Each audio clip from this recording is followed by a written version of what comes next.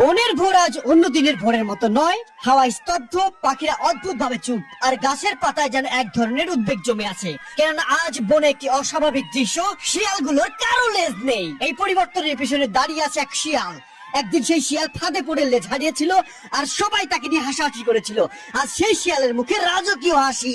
লেজ হারানোর পরের দিনগুলো শিয়াল অপমান আর লজ্জায় জ্বলত, কিন্তু সে একা কষ্ট সহ্য করেনি। সে কৌশলে সবাইকে বুঝিয়েছিল লেজ হলো বোঝা, লেজ থাকলে গতি কমে যায়, আর লেজ ছাড়াই শিয়ালগুলো নাকি আধুনিক হবে।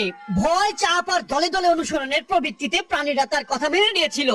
এখন পুরো বনের শিয়ালগুলো লেজহীন, আর এখন কেউ কারো দিকে আঙুল তুলতে পারে না, কারণ সবাই এই ভুল করেছিল। এই সুযোগে কাজে লাগিয়েছিল লেজ কাটা শিয়াল। সকালে বনের সবচেয়ে উঁচু পাথরের উপরে উঠে শিয়াল ঘোষণা করলো, এই বনের শিয়ালেরা, আজ তোমরা বদলে গেছো। পুরনো যুগকে পিছনে ফেলে নতুন যুগে প্রবেশ করেছো। এখন তোমাদের দরকার নতুন নেতা। নিচে থাকা শিয়ালেরা একে অপরের দিকে তাকালো, কিন্তু কেউ প্রতিবাদ করলো না, কারণ লেজ ছিল না, কিন্তু লজ্জা ছিল। যদিও তারা বলে আমরা ভুল করেছি, তাহলে নিজেদের দোষ নিজেরাই প্রমাণ করবে। তাই সবাই মাথা নিচু করে রইলো। শিয়াল তার প্রথম নির্দেশ দিল, আজ থেকে এই বনে লেজ শব্দ উচ্চারণ করা নিষিদ্ধ। লেজ নিয়ে কথা বললে সেই পুরনো যুগের শত্রু সে। তারপরে সেই বয়স্ক শিয়ালরা মাথা নেড়ে সম্মতি দিল, এবং সেই মুহূর্তে শিয়ালের চোখে তীক্ষ্ণ বিজয়ী আলো জ্বলে ওঠে। বনের উপর ধীরে ধীরে নেমে এলো অদৃশ্য শাসন, যেখানে সত্য বলতে কেউ সাহস পায় না, যেখানে ভুল ঢাকার জন্য সবাইকে ভুল নিয়ম বানিয়ে দেওয়া হয়, আর যেখানে সেই লেজবিহীন শিয়াল পুরো বনের রাজা হয়ে বসে। এভাবে শুরু হয় লেজ কাটা শিয়ালের রাজত্ব। লোক কথায় আছে, এক শিয়াল একদিন ফাঁদে পড়ে তার লেজ হারায়। লেজ ছাড়া সে দেখতে অদ্ভুত দুর্বল মনে হলো। বনে ফিরে এলো।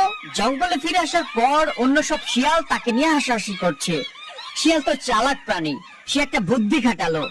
সে সভা ডাকলো এবং সব শিয়ালকে বলল, বন্ধুরা, লেজ বলে কিছুই দরকার নেই, লেজ থাকলে দৌড়াতে অসুবিধা হয়। অন্যান্য শিয়ালরা তখন ভাবলো হয়তো ঠিকই বলছে।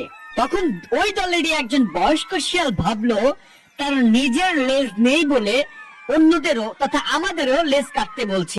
আর যদি মানুষ একা রাস্তায় পায় বা মানুষ একা রাস্তায় চলতে দেখে, এরা তাকে কি আস্ত থাকতে দেবে? হিংস্র পশুর খোদার সামনে মানুষের শরীর কতটা নিরাপদ।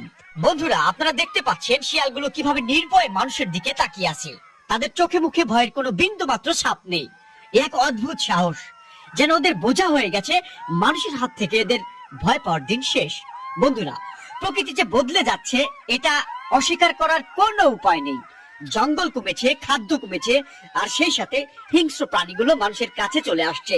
দেখুন বন্ধুরা, শিকারী শিয়াল পণ্ডিত আজ দৌড়ে চলেছে পূর্ণ শক্তিতে, কারণ আকাশে উঠতে থাকা ড্রোন ক্যামেরাকে সে ভেবেছে বিশাল ঈগল পাখি। আজ ধরবো। এমন উত্তেজনা, শিয়াল দ্রুত ছুটছে আর লাফাচ্ছে। যতই চেষ্টা করুক ধরতেই পারছে না এই যান্ত্রিক ঈগলকে।